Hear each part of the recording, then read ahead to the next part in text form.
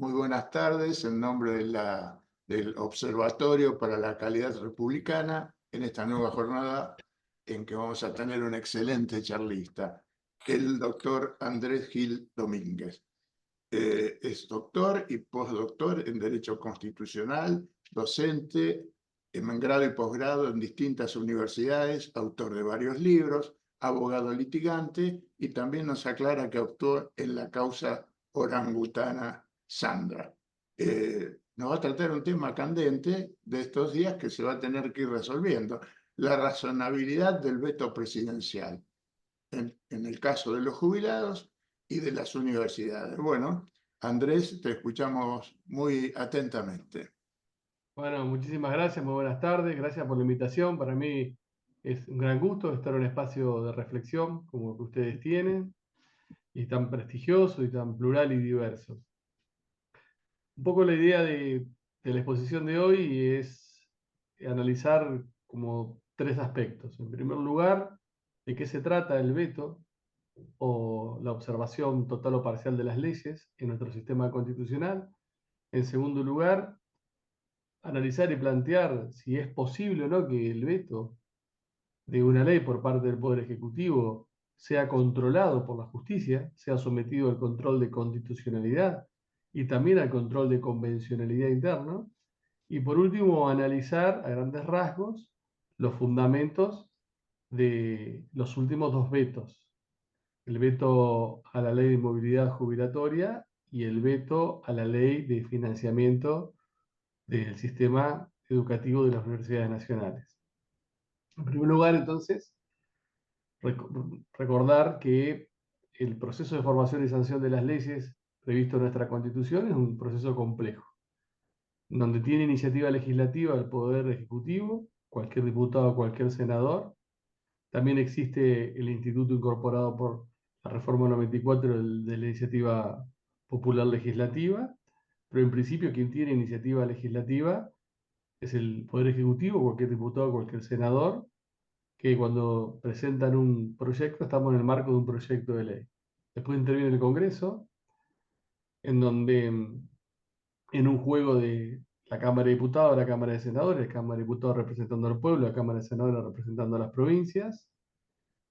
Una vez que se consigue la voluntad afirmativa de ambas cámaras, ya sea en una segunda vuelta, ya sea en dos vueltas cuando la Cámara revisora realiza modificaciones o agregados que tienen que volver a la cámara de origen, que cualquiera de las dos puede ser cámara de origen o revisora, salvo cuando la Constitución establece que una de las dos cámaras tiene que ser cámara de origen, cuando se conlleva o se junta la voluntad afirmativa de ambas cámaras, ya sea en esta primera ronda o una segunda vuelta, tenemos una ley sancionada.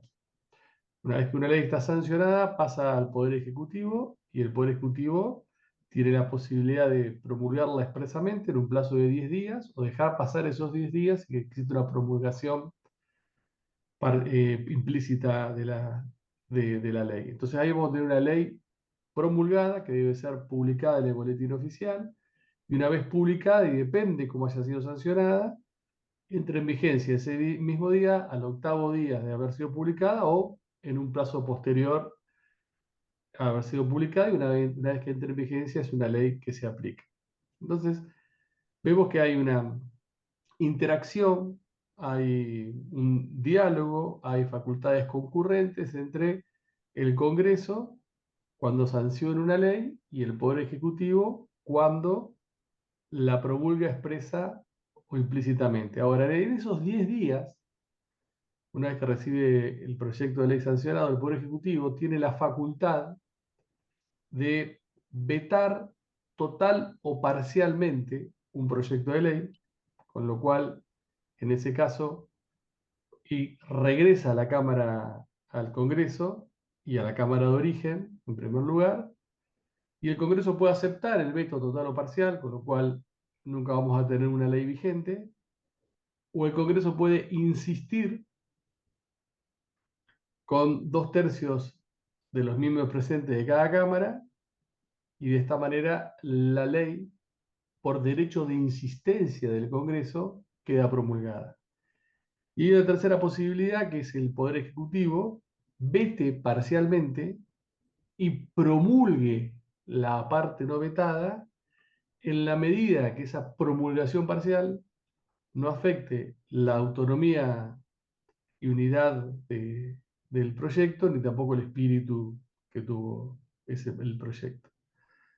Ahora, una de las cuestiones básicas de las cuales siempre se ha discutido es si esta capacidad que tiene, otorgada por la Constitución, el Poder Ejecutivo, de vetar una ley, total o parcialmente, y de impedir que una ley sancionada por el Congreso entre en vigencia, es susceptible de ser sometida o no al control de constitucionalidad y cuáles son los efectos del mismo.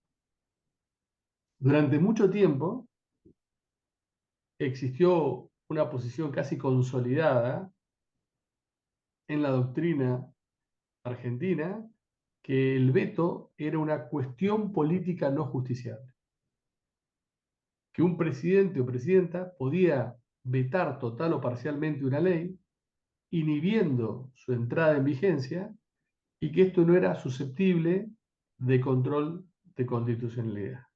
Esto es una suerte de ejercicio monárquico de esta facultad, porque el veto podía tener fundamentos, no tener fundamentos, decir cualquier cosa, y sin embargo, la facultad inhibitoria de la función del Congreso no podía ser controlada judicialmente, y solo quedaba el derecho de insistencia por parte del Congreso, a través de la reunión de estas mayorías agravadas, como el único resorte de control del veto o de respuesta frente al veto.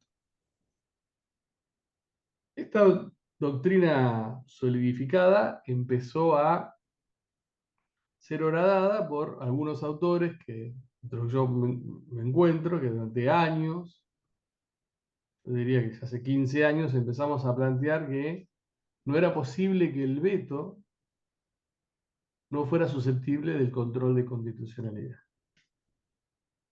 Primero porque, como todo acto de poder, los fundamentos que justifican el ejercicio de esta facultad tenían que ser razonables, tenían que ser constitucionalmente adecuados.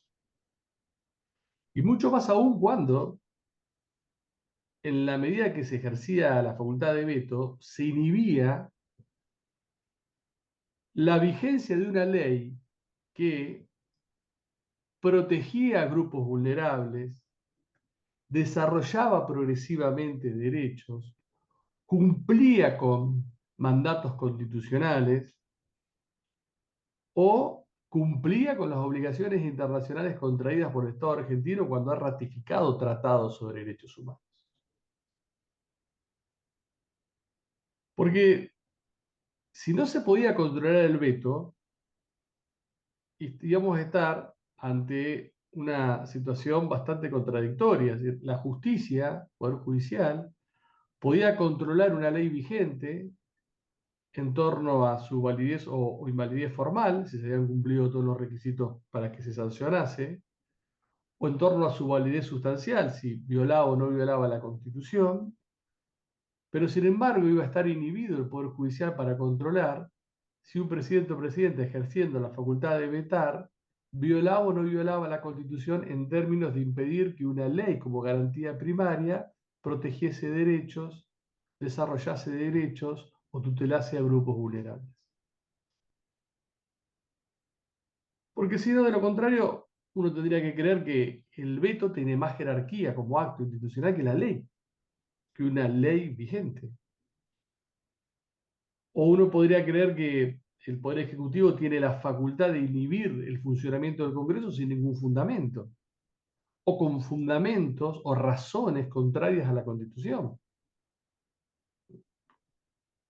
Supongamos que el Congreso sanciona una ley que desarrolla el derecho a la no discriminación de un determinado grupo históricamente perseguido o con desventaja estructural, y el Poder Ejecutivo la veta porque no quiere o odia a ese grupo.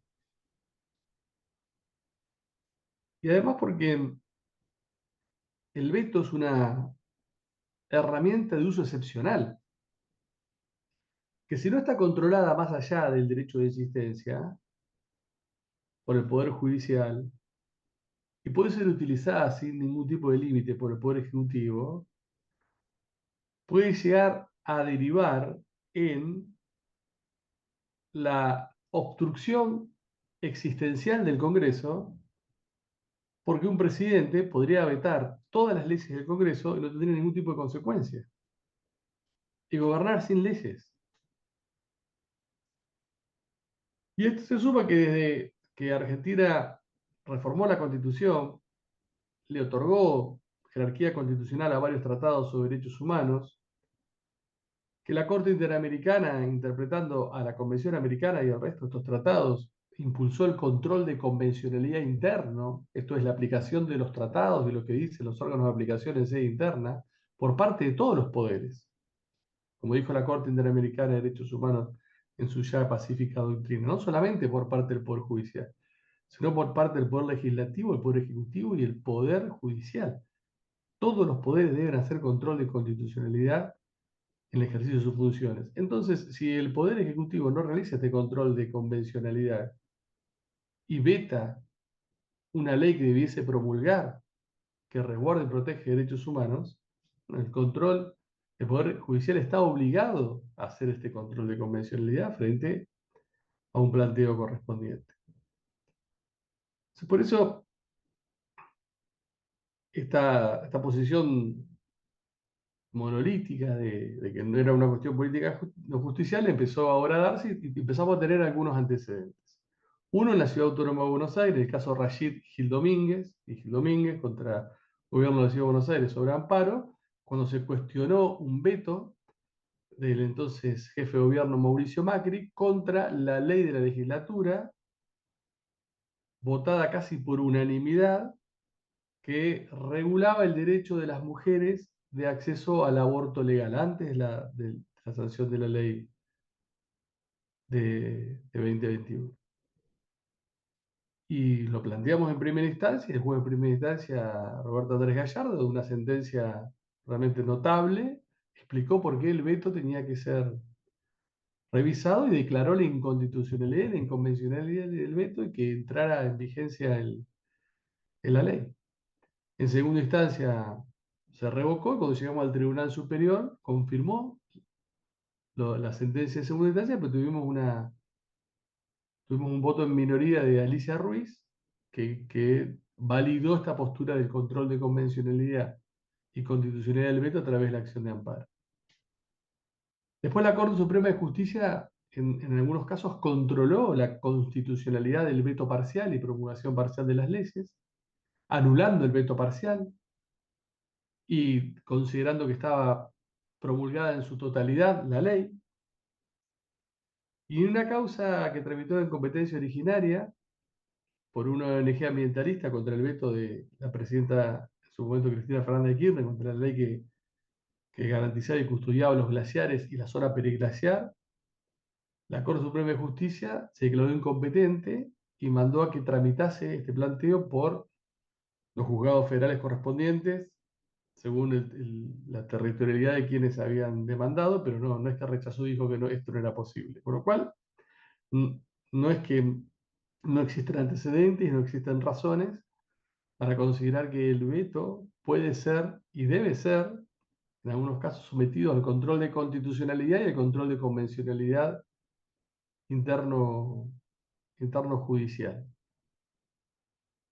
Y que esto no es una cuestión de un posicionamiento meramente doctrinal, sino que existen argumentos y fundamentos que así lo justifican. Ahora, nosotros tenemos dos ejemplos de este posicionamiento teórico, estos antecedentes jurisprudenciales que lo estamos viendo con los vetos totales dictados por el presidente Milei en ejercicio de su facultad constitucional contra la ley que estableció una fórmula de movilidad jubilatoria más progresiva que la actual, que estableció un reconocimiento porcentual del empalme entre una fórmula y otra y la pérdida de 8, casi 9 puntos entre una fórmula y otra, y la incorporación del bono, que es discrecional, al haber jubilatorio de forma definitiva y la aplicación de la fórmula jubilatoria de movilidad jubilatoria establecida por la ley.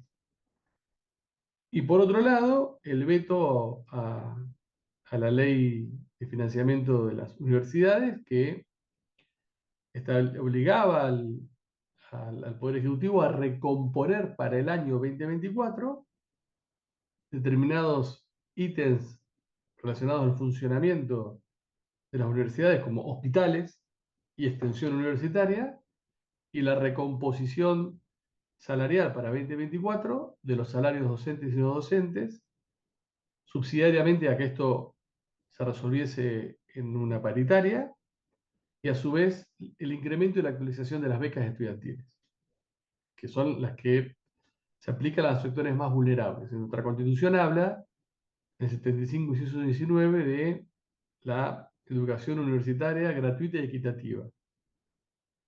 ¿Qué es la equidad?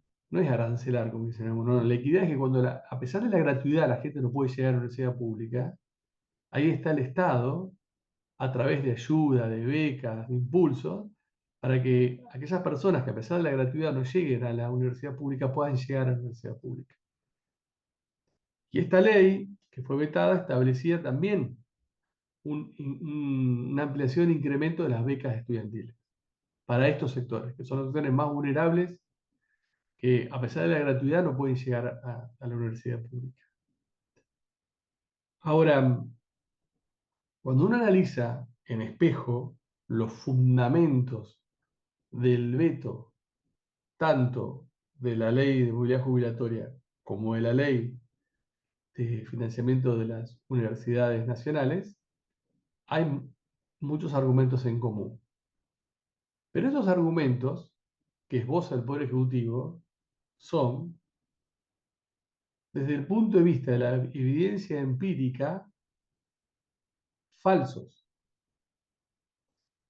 El Poder Ejecutivo dice que de aplicar la ley de movilidad jubilatoria, que protege de forma progresiva y amplia a un sector vulnerable, tutelado especialmente por la Constitución y por un tratado internacional que adquirió jerarquía constitucional hace muy poco tiempo, que es la Convención Interamericana de los Derechos de las Personas Adultas Mayores.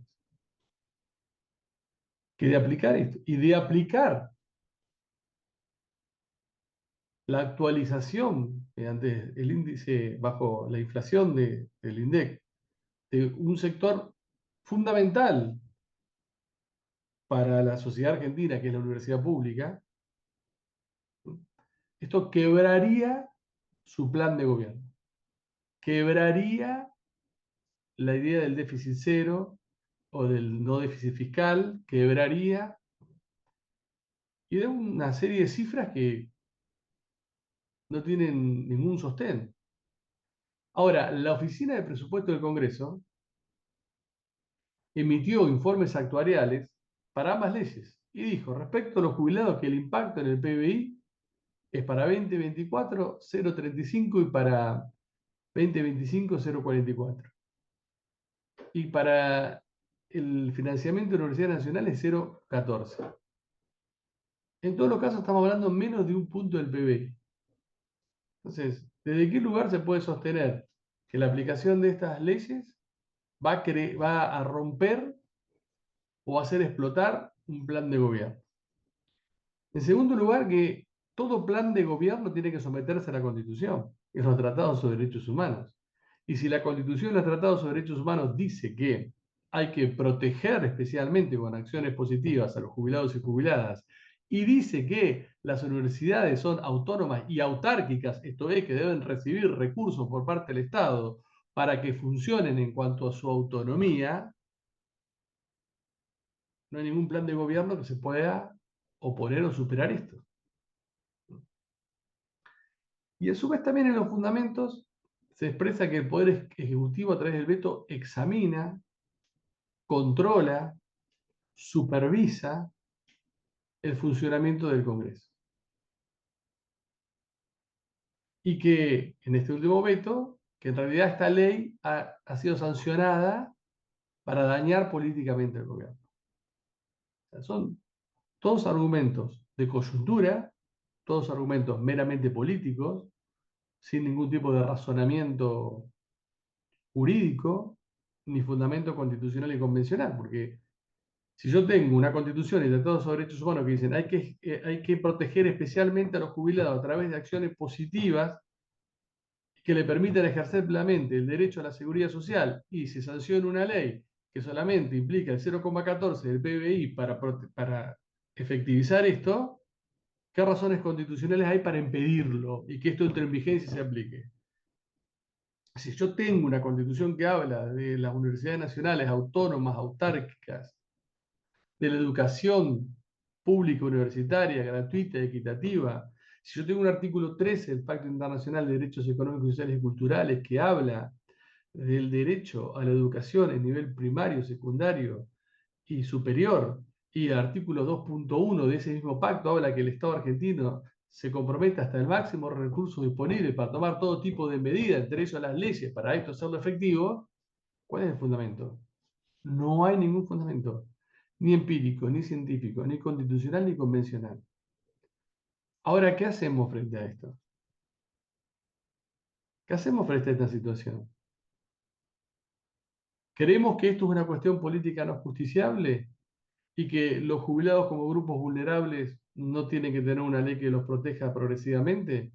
¿Que el sistema educativo y las universidades nacionales no tienen que ser resguardadas su autarquía?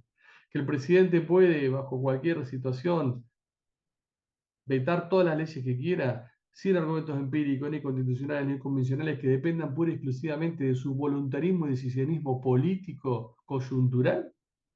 ¿O que esto puede ser controlado? ¿Que lo que haga el presidente es una cuestión política no justiciable o que esto puede ser sometido al control de constitucionalidad y convencionalidad interna? ¿Cuál de las dos opciones fortalece al sistema democrático? ¿Cuál de las dos opciones evita el devenir de un gobierno autocrático? ¿Cuál de las dos opciones impide que una facultad excepcional se transforme en una normalidad que en los hechos implique un cese fáctico de la función del Congreso legislativo?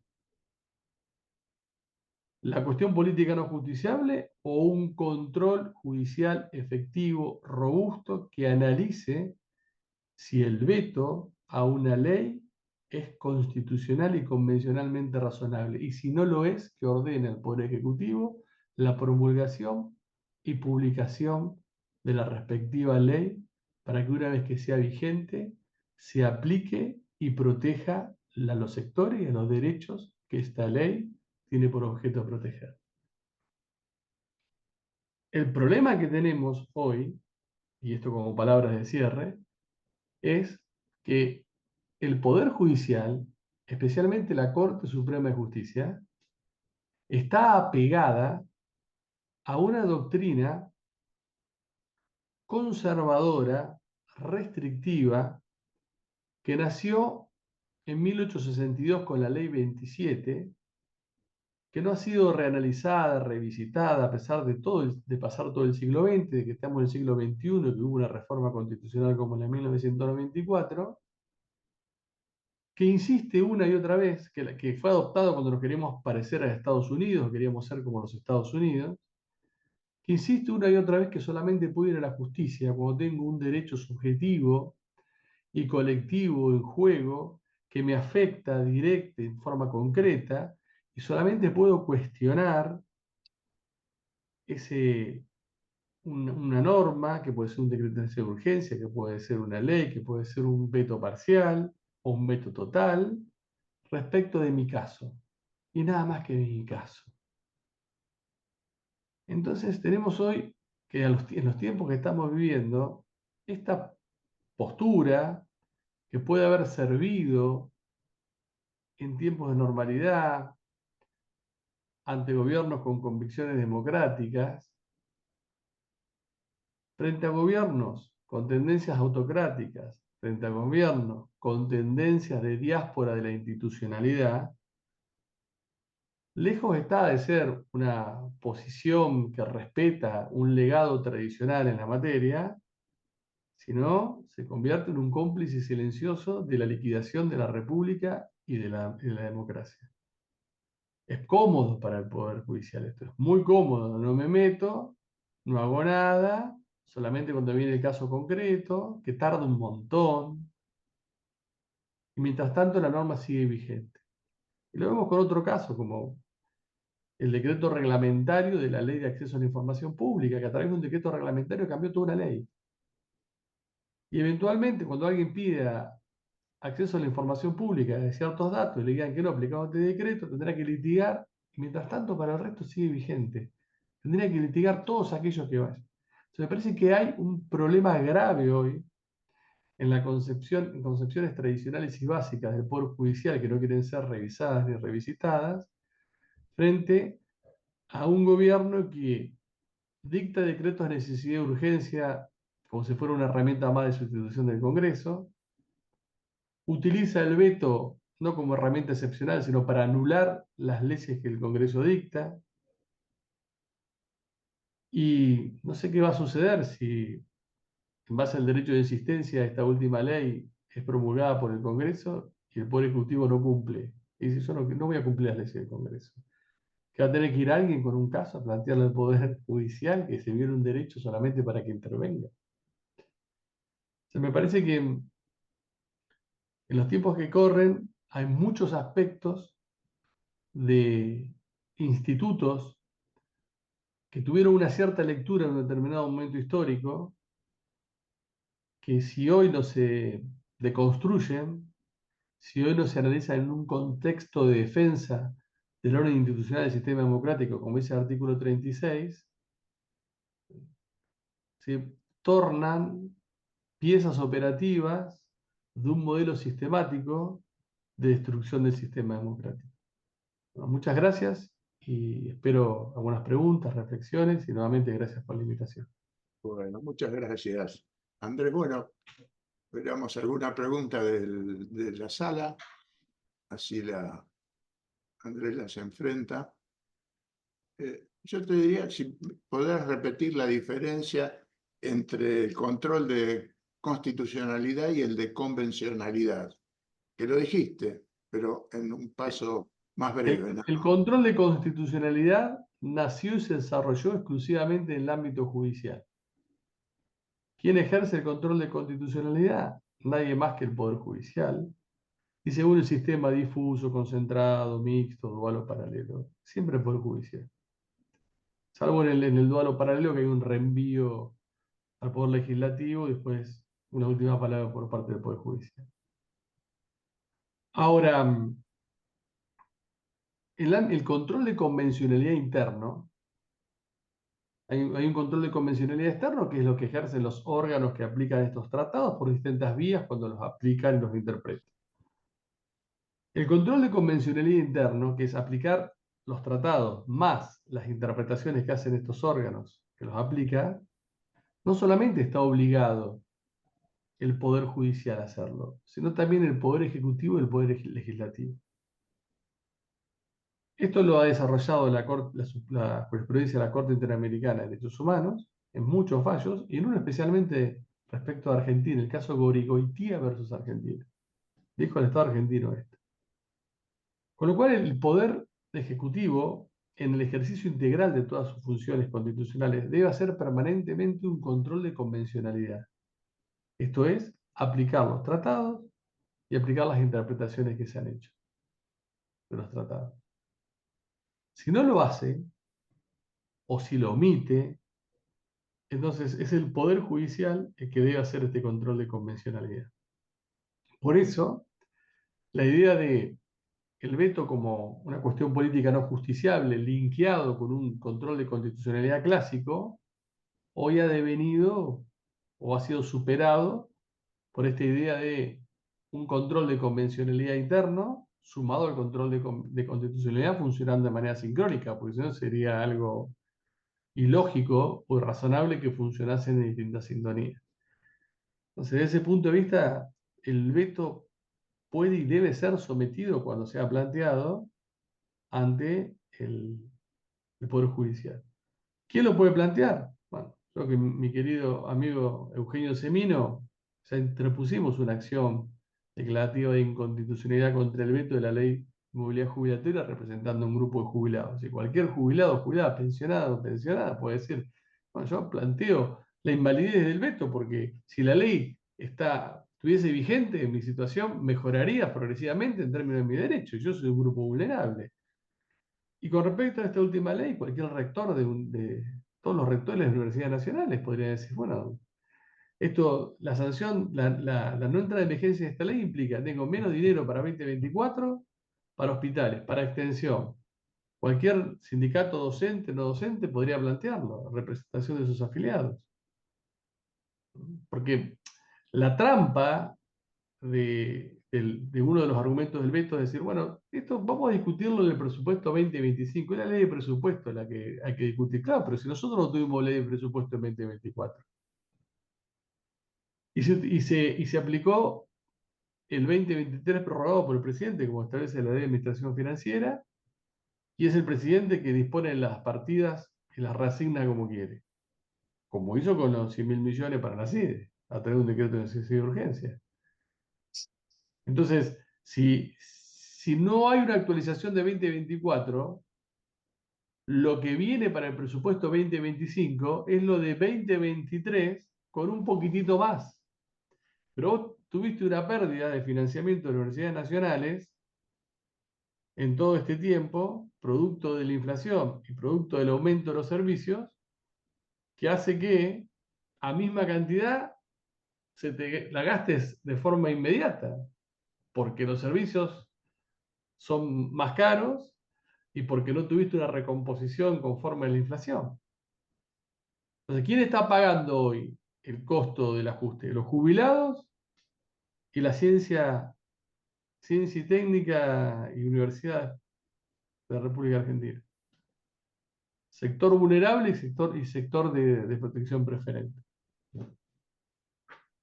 Claro, acá vos lo que decís por el otro lado, digamos, desde el gobierno han hecho el estudio de, digamos, de la secuencia jurídica de estos decretos. Bueno, esto muere en la corte y ahí termina todo. Es decir, el dilema, si llega un cliente a tu estudio, ¿qué camino tomás? El dilema siempre, yo no tengo dilemas. Para mí, cuando hay violaciones en la Constitución hay que litigarlas y hay que pelearlas. Porque el triunfo no está en ganar, el triunfo está en pelearla. El éxito está en pelearla. El éxito está en pelearla. Como también, cuando uno litiga ante la Corte, tiene que terminar con ese acostumbramiento que pasen 5 o 6 meses y la Corte no dicte ni un mínimo despacho. Hay que pedir pronto despacho cada 15 días. Uno no puede disponer cómo va a ser la Corte, pero sí puede disponer uno de peticionar. Me parece que en situaciones como estas hay que litigar. Y que yo he litigado y he perdido, porque uno de los casos en donde la Corte obturó el cuestionamiento al decreto 70-2023 fue un caso que yo llegué para saltar a la Corte, donde yo ni siquiera impugnaba el decreto. Lo que había pedido en primera instancia era que se fijase un plazo al Congreso para que dijese si el DNU 70-2023, que es una forma inédita de dictar un decreto de necesidad de urgencia en toda la historia institucional argentina, donde a través de un decreto de necesidad de urgencia, en vez de superar una situación de emergencia, se cambiaron 87 normas de forma definitiva. Yo lo que había pedido, que se le fijara un plazo, porque la Constitución dice que el Congreso, una vez que llega el DNU y pasa por la Comisión Bicameral Permanente, ambas cámaras deben abocarse de inmediato a tratarlo y decir si es válido o inválido. Y el DNU llegó al Congreso y estaba a ambas cámaras en enero para ser tratado. En enero de este año. Estamos en octubre. Y yo lo único que había pedido al Poder Judicial es que le fijara un plazo. Que le dijera, mira, en tanto tiempo tenés que tratarlo. Ni que dijera que sí ni que no. Bueno, llegué pasando la corte, usted no tiene legitimación, usted no tiene caso, usted no tiene ningún derecho violado. ¿Usted qué me viene a preguntar? Y los que habían llegado por planteos generales, es decir, bueno, el decreto de necesidad de urgencia viola los requisitos constitucionales de habilitación para su dictado, como fue un gobernador de la provincia, el gobernador de la provincia de La Rioja, y gente de derecho, y Jorge Rizzo, usted no tiene legitimación. Usted no es nadie para venir a plantear esto acá. A usted no se le violó ningún derecho. Que siga vigente el decreto. Venga con un derecho violado y yo le voy a resolver si ese decreto de necesidad de urgencia violó o no violó su derecho en sus contenidos. Pero escúcheme, yo lo que quiero plantear es que si la Constitución dice que es nulo, nulidad absoluta e insanable, alguien, una instancia judicial, revise si se cumplió o no se cumplieron, si no se cumplió es nulo y desaparece, que eso es el efecto. Ah, no, no venga acá. No lo venga a plantear. No tiene abierta, es como el cuento de Kafka ante la ley. La persona que iba todos los días y le tocaba la puerta, le pedía al guardián que entrara. Usted no entra, usted no entra. Bueno, la Corte se ha convertido en el guardián ante la ley de Kafka para toda esta situación que estamos viviendo hoy. Acá no entra nadie. Y cuando entras, si sos jubilado, andás a ver si todavía tenés alguna posibilidad de satisfacción de los derechos, como el cuento de Kafka, la huesuda ya te viene a buscar. Bueno, ¿alguna pregunta en la sala? Sí, Nicolás. Andrés.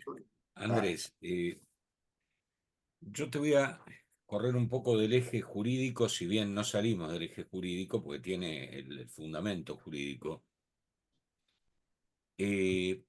porque veo dos situaciones que son de altísima gravedad institucional. Una, que es la posibilidad cierta de que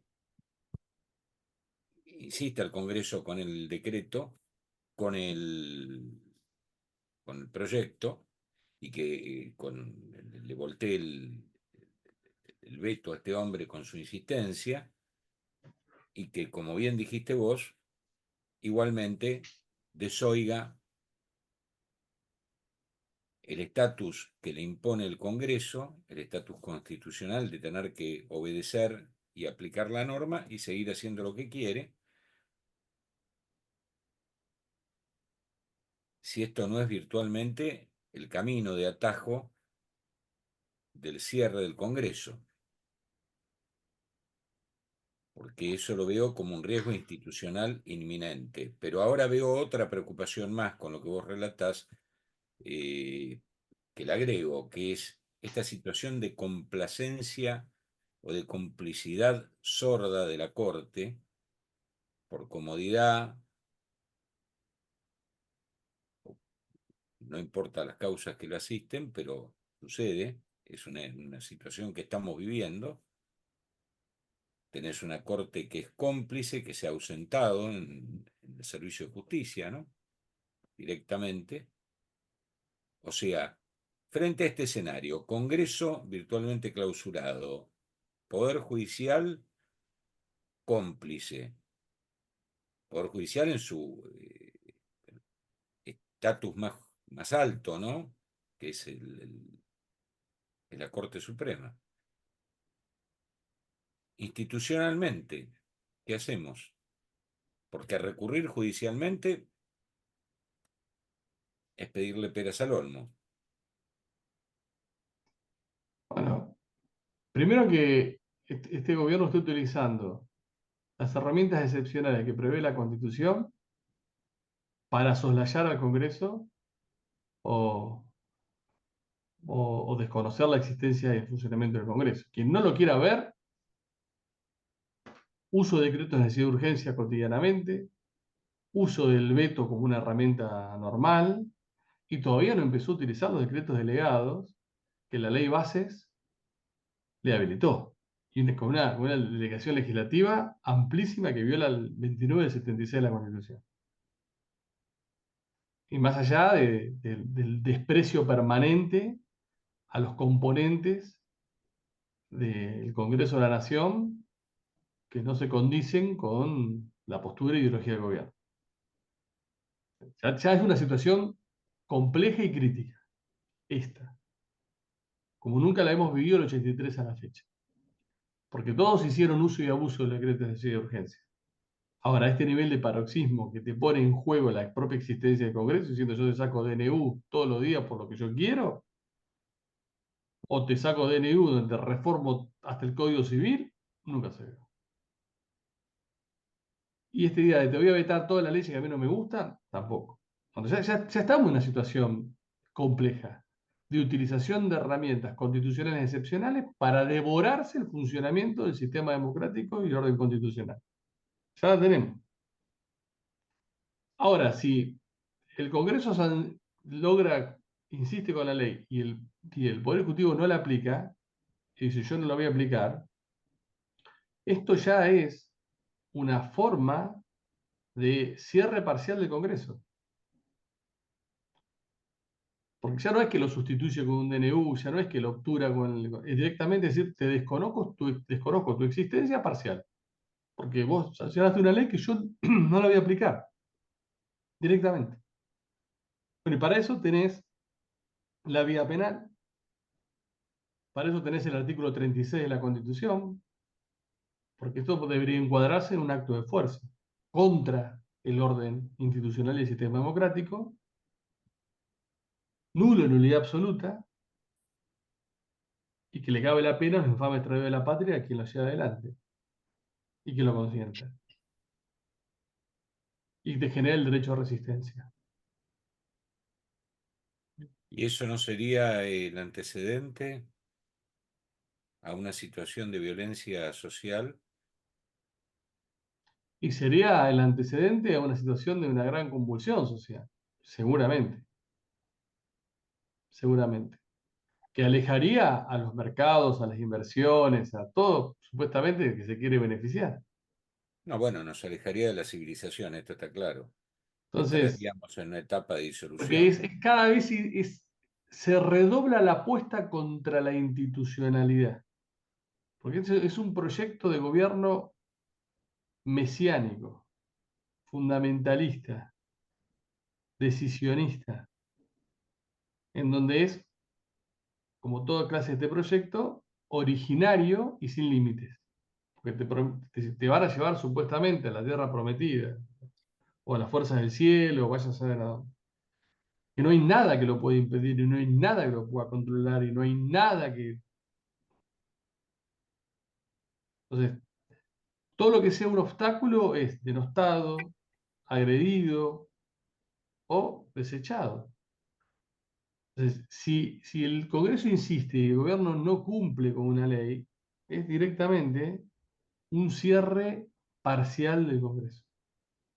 No diría un cierre total, porque van a seguir estando, no es que los echan, pero en esa parte que el Congreso ordenó cumplir con una norma para proteger derechos, es un cierre parcial del Congreso.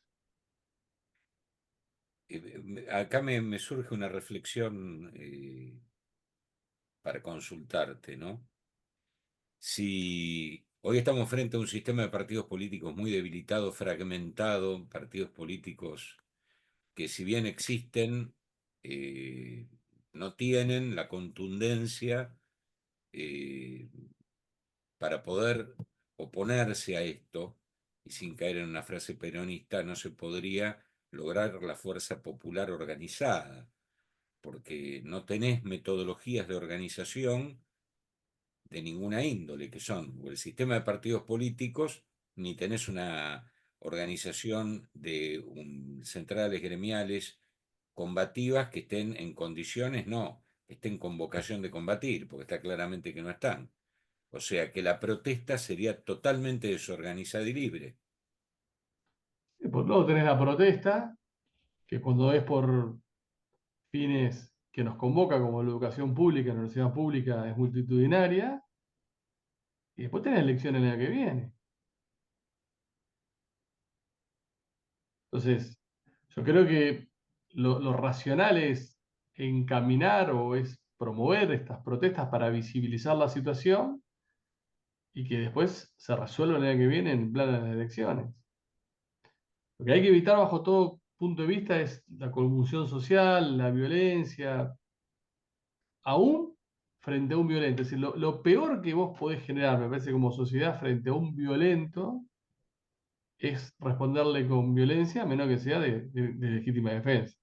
Pero es responderle con violencia. Le tenés que responder con los parámetros que hoy te da la Constitución, los derechos humanos, los tratados, que es visibilizar, protestar, utilizar todas las herramientas para que se genere una visualización de este problema. El problema es convencer a los U30 que han tenido la suerte de vivir algo que les parece normal, que la República Argentina pasó por etapas de mucho dolor y mucha tragedia para llegar a lo que a ellos les parece normal, como para que se rife de esta manera. Me parece que ahí está la clave. Trabajar sobre los U30, los under 30, los menores de 30 años, para hacerlos reflexionar de la importancia de mantener un sistema más allá de quien te gobierne, y que nunca el que te gobierne es más importante que el sistema. Ahí está la clave. Y no se va a hacer con territorio, con mitines, se va a hacer con el lenguaje que entienden, que es el lenguaje digital. Vas a llegar, vas a tener más posibilidades de esto, de poder de poder convencerlo a través de TikTok que convencerlos en marchas. Si no entendemos eso, estamos complicados. Porque la penetración de este discurso es una penetración de un discurso autoritario utilizando el lenguaje que ellos entienden. Mientras que el resto seguimos hablando otro lenguaje de defensa de la institucionalidad que ellos no entienden. Si no, ahí para mí está la clave. Yo veo en todas las fuerzas de la oposición que ninguno ha entendido todavía lo que es hablarle a los U30. ¿Vos no ves que la oposición está totalmente difusa? La oposición está difusa, fragmentada, sin propuesta alternativa y sin lenguaje digital de comunicación y vínculo con las nuevas generaciones.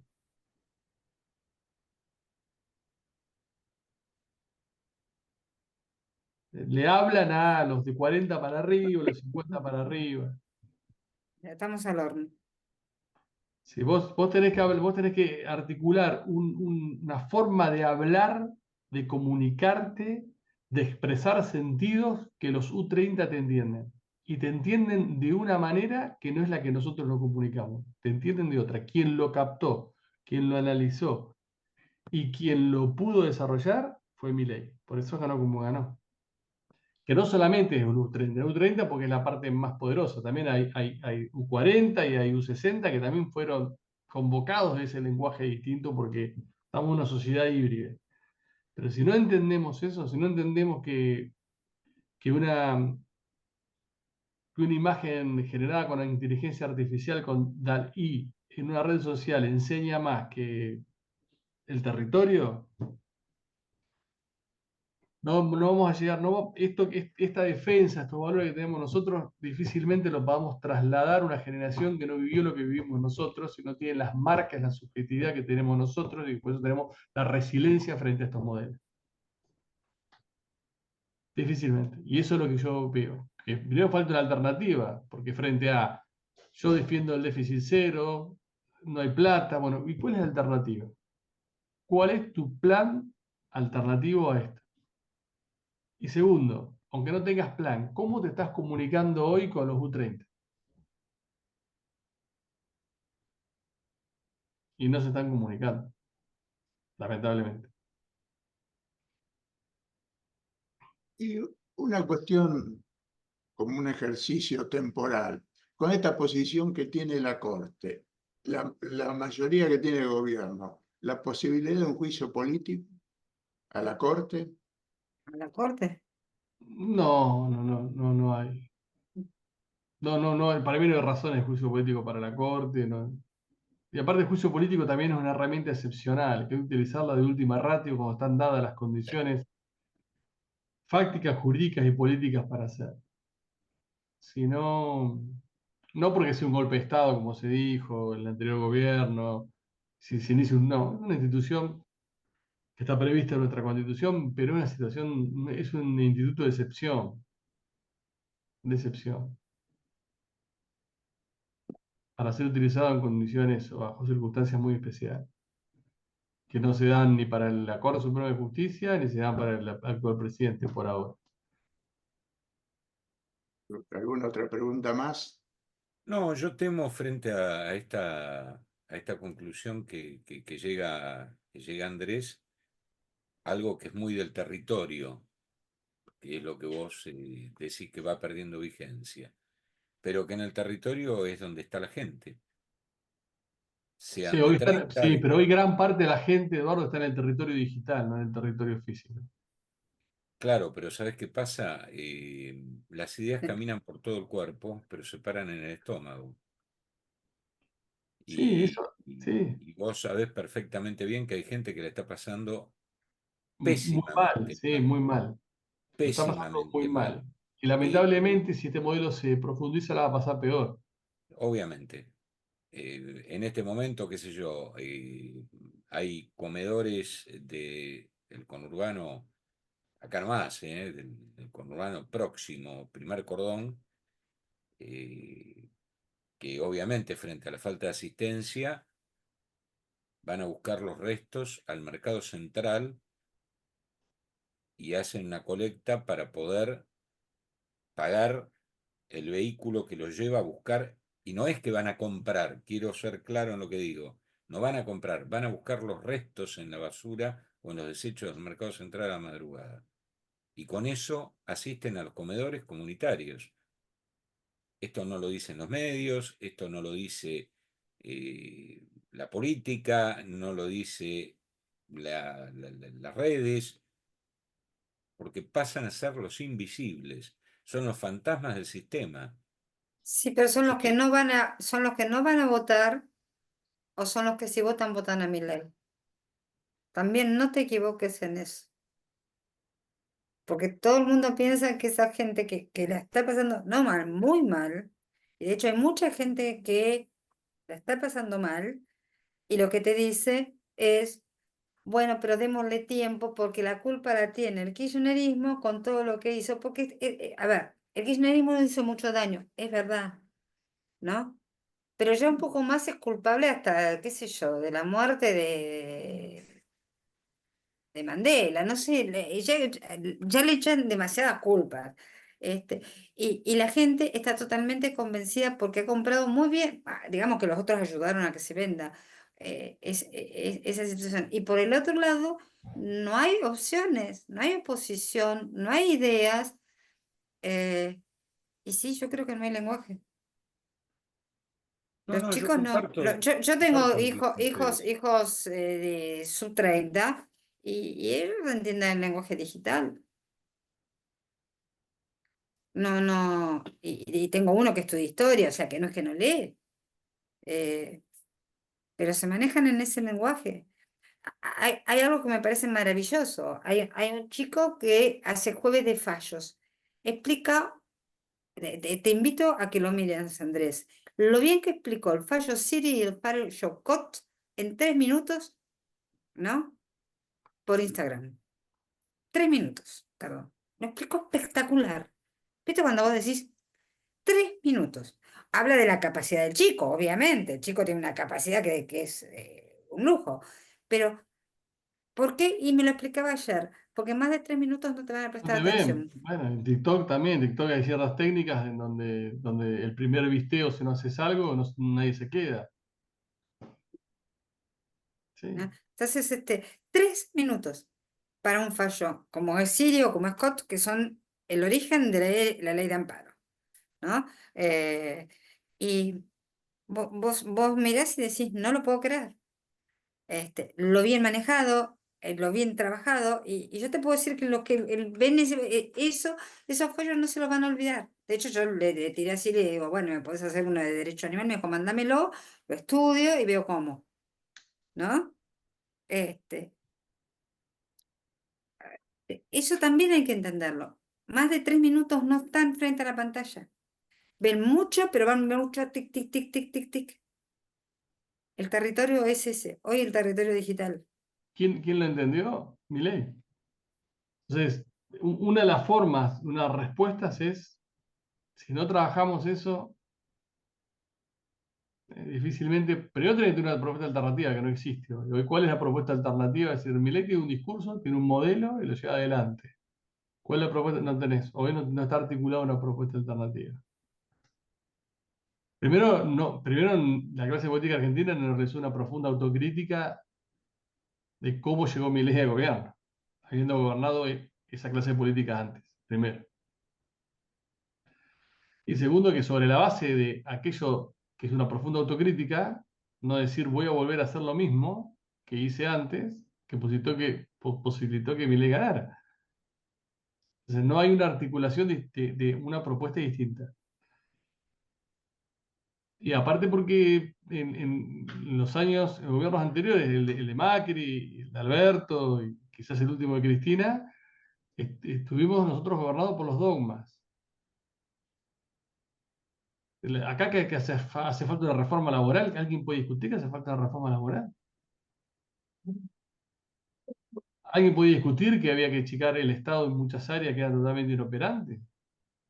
Si todos lo sabíamos eso. Ahora, nunca dimos una discusión racional, una discusión consensuada, una discusión.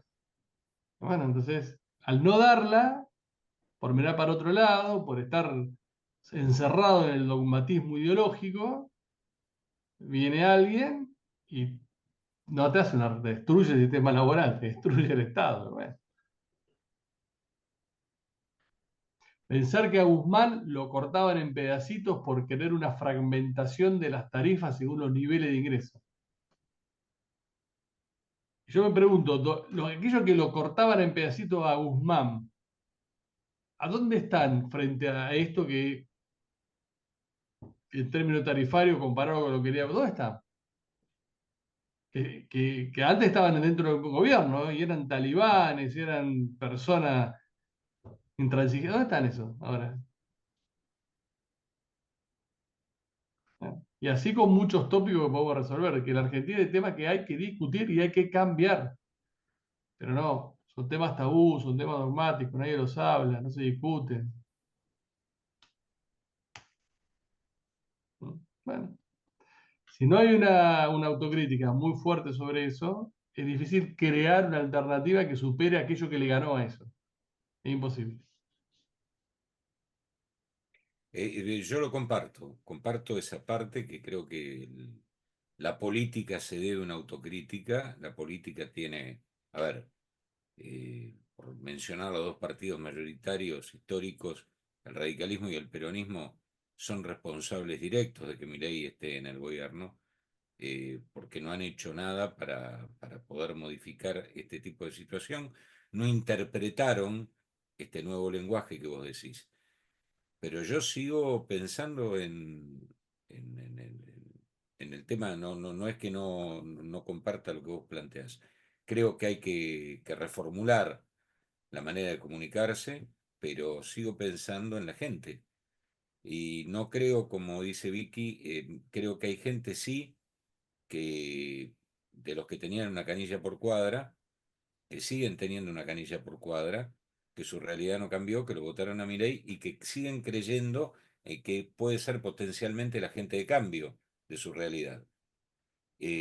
Pero el conglomerado social que yo me refiero, que es el que temo que puede llegar a ser parte de lo que puede suceder, es aquel al cual le han cambiado su realidad. Que Milei fue el agente de cambio porque los ha expulsado del sistema. Es el tipo que alquilaba y pasó de ser inquilino a ir a una pieza de una pensión, y de la pieza a la pensión está en la vereda, porque los que caminamos Buenos Aires y caminamos los barrios, vemos que cada vez la gente que está en situación de calle, más allá de los esfuerzos expulsivos que hace el jefe de gobierno de la ciudad, que es vergonzoso, la manera como los corren, como los saca la policía, como hacen de todo para invisibilizarlos. Bueno, yo creo que hay una legión de invisibles que no podrá tener quizás hoy la capacidad de reacción, pero frente a la gravedad institucional, cuando se vaya materializando y se corporice, estamos en un riesgo conflicto social, vos lo sabés muy bien, Andrés. La escalada del conflicto uno sabe cómo comienza, cuándo comienza, pero nunca cómo evoluciona, ni cuándo termina. Y este es un riesgo en el cual nos está llevando este gobierno, a entrar en el túnel de la escalada del conflicto. Y aparte, llevado no porque una crisis se le esté llevando puesto, sino llevado también porque hay un lenguaje y una forma de gobierno muy violenta. Como vos decías antes en la previa, de arriba hacia abajo, muy violenta. Porque hay gobiernos que hay la crisis que se lo lleva puesto. Tengo varios en la historia de Argentina. Ahora, el problema es cuando quien gobierna tiene una forma tan violenta. Por eso yo creo en esa, más allá de que le doy total legitimidad a tu análisis del lenguaje y del sector etario al cual hay que dirigirlo para que entiendan, porque obviamente la política habla en otro lenguaje y lo que dice los sub 30 no, directamente no te escuchan. Y lo que dice Vicky con respecto a los 3 minutos, sí, es real, no te escuchan. Y los discursos engolados, con el uso del verbo, pasan a ser, para estas, digamos, esta modernidad que vivimos, un abuso del verbo. Por eso no te dan pelota. La palabra No, ha ni perdido siquiera vigencia. abuso, ni existís. No es que es abuso, ni se enojan, no te registran el lenguaje. No, sí está claro, no te dan pelota. Ah, No te registran. Te cancelan en cuanto a los 20 segundos que estás hablando, porque ellos ya saben cómo le estás hablando. así es. Creo que, y a ver, todo esto conjugado creo que es una cosa muy complicada. La complicidad de un poder judicial complaciente, eh, un Congreso que puede estar siendo clausurado, eh, aunque no sea formalmente clausurado, en la práctica va a estar clausurado. Eduardo, si no ratifican la ley de educación, este gobierno no tiene ni una sola derrota. Y entonces va a hacer lo que se le cante. Eh, yo tengo una pequeña esperanza que ojalá ratifiquen la ley de educación, no porque considere que es más valiosa que la de los jubilados, sino para que este gobierno tenga un freno, que se entienda que se tiene que sentar a negociar, a hablar.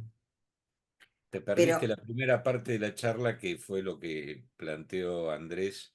es que Andrés y yo pensamos muy parecido. No. Te perdiste la primera parte de la charla, que es cuando Andrés plantea que este gobierno va a desoír la ratificación. Ah, bueno, pero eso es otro tema. Esa es otra discusión. Pero el golpe lo va a recibir. ¿Vos sabés que yo creo que a este gobierno no le entran las balas? Yo no sé. Yo creo que no asimilan, digamos, al contrario, creo que asimilan los golpes. Sí,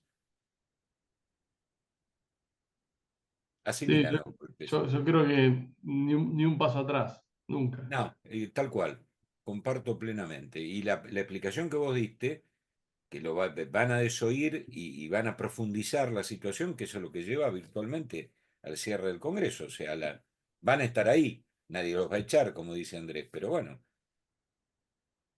Y al es como manejo que de la agenda, al manejo de la agenda. Bueno, perdóname, si a mí, legislador, me hace eso, empecemos a hablar de que hay que destituir al presidente. No jodamos. También, a ver, alguien se tiene que poner los pantalones o bueno, las polleras. Pero alguien, me encantaría saber quién es alguien y dónde está. Si vos tenés el teléfono de alguien, decime, porque yo no no lo digo, veo. digo, porque no. No, bueno, también es cierto de algo. El peronismo no es una oposición seria. Si no, ¿Y nosotros eh, somos una oposición seria? no, nosotros ni somos oposición. Ah, bueno, pues tenemos Eh, 5 prófugos no somos mi oposición. O Nosotros sea, después de haciendo Macri que tránsfugas ahora. dejamos de tener credibilidad para la gente. Esto Y ya es. guarda, porque tenés 5 tránsfugas, dentro del bloque radical tenés 5 tránsfugas o travestis que ya se han ido por un precio en dinero cierto, un cargo, lo que fuere. Y después tenés a un bloque que es bastante heterogéneo, porque nos ha quedado adentro algunos personajes bastante complejos, ¿no? Sí, Que pero no voy a decir nombres porque Yo lo saben. utilizaría más el término de transfugismo que de travesti, porque travesti es un- una opción de género sí. que no Bueno, implica. claro, El, lo que el- pasa es que vos pensás que el Pisani se tránsfuga, sí, que. el tránsfuga es una calificación que viene del parlamentarismo correcta de quien llega por un partido y después se da vuelta y se va a otro partido. Sí, No, lo que pasa es que el travestismo, acordate, el antiguo, porque por la edad de Pisani te digo, el travestismo es bien de los 80, de los 90. En qué cambio, el cosa. Esta es la tránfuga. falta de respeto de los mocosos, te das cuenta, ¿no? No, el transfugismo, así, el derecho parlamentario europeo trabaja, hay varias tesis doctorales sobre el transfugismo parlamentario. Es un fenómeno de quien llega, pero en el sistema parlamentario, el que llega por el partido A y se va del partido A, no pasa al partido B, pasa a un bloque que es el bloque de los tránsfugas, Claro. bloque aparte. No te Bueno, puedes pasar del partido A al partido B. Vos fuiste electo por el partido A, no te puedes pasar al partido B. Vos te pasás a un bloque que es el bloque de los tránsfugas. cuando yo me refiero a los travestis, no es para faltar las No, consideraciones. hasta lo sabemos, No, pero No, no, no, pero lo no. sabemos, pero Me te queremos refiero, no, chicanear. no, pero está bien, es está una bien. aclaración Pero, necesaria en estos tiempos. no, pero ¿sabés dónde Es está la como hay términos que ya diferencia? no se usan más, Bueno, pero yo te voy a pues explicar algo. te cancelan. Bueno, yo les voy a explicar algo. El travesti político son aquellos, que todos sabemos los nombres, que han quedado dentro de un bloque y que juegan alternativamente. Se van travestiendo de acuerdo a la ocasión. Te dicen, estoy de acuerdo con el déficit cero.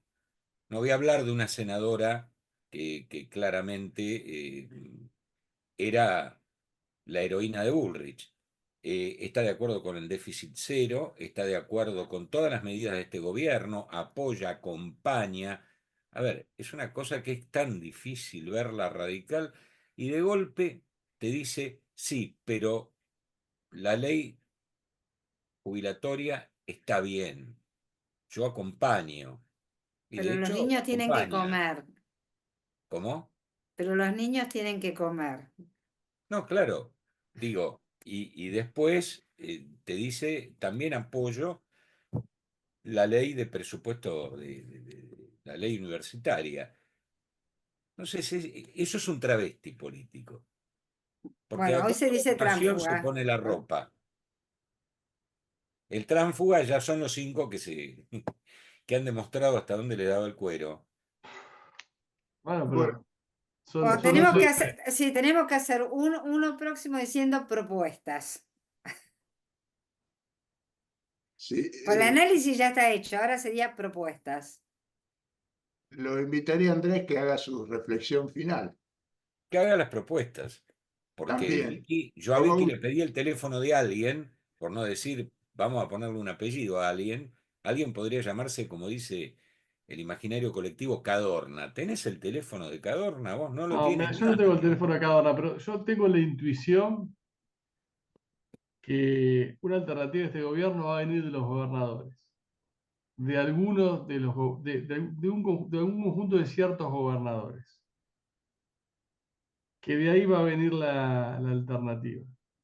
Pienso en gente de distintos partidos políticos, ¿eh? Pienso en Frigerio, pienso en Puyaro, pienso en Yarlora, pienso en Kicillof, pienso en Silioto, pienso en Nacho Torres, pienso en Figueroa, por mencionarte algunos, ¿eh? Yo creo que de ahí tiene que venir una alternativa que venga una alternativa federal que venga del interior del país con gente que gestiona, que ha gestionado. Ojo que nos va a unir el espanto y no el amor, ¿eh? Y bueno, a veces los cordones sanitarios, como en Francia, salvan a la República. sí, son provincias productivas. De Provincias ahí va. Pero provincias productivas, provincias que tienen personas que han gestionado, que se han enfrentado a problemas, que saben gobernar, que tienen que consensuar, que tienen una lógica de diálogo con los que son opositores en su provincia, que puede ser una liga de gobernadores, yo creo que de ahí tiene que salir la alternativa. Alternativa que sea federal, del interior, productiva, y que encare los temas que tenemos que encarar.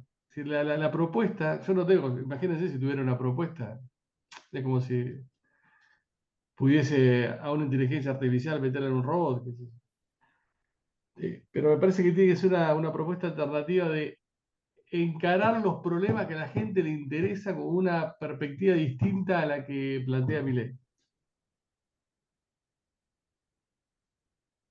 Porque son los problemas estructurales de Argentina. Entonces,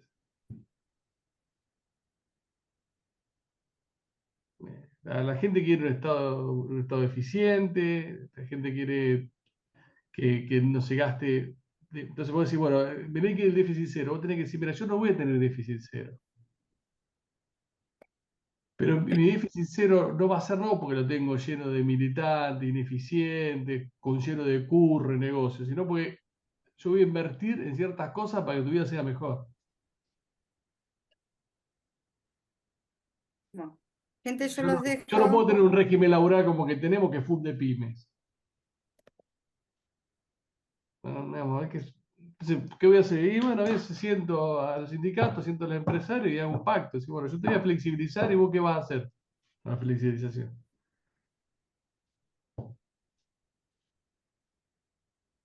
Si no encaramos estos temas con una propuesta superadora de aquello que Milei dijo es el problema, y yo propongo esto, va a gobernar por 8 años, tranquilo, sin problema. Bueno, Andrés, te agradecemos profundamente en nombre del Observatorio para la Calidad Republicana por la calidad de tu charla y alguna propuesta has dado y nos has orientado en algunas cosas. No ha sido todo tan difícil como dijiste al final. Este video va a estar en manos de nuestros amigos en algunas horas y será subido al canal de YouTube del Observatorio con la ayuda técnica de Agustín Sartorio. Muy buenas noches. Muchas gracias, un gran abrazo, muy buenas noches. Gracias, Andrés.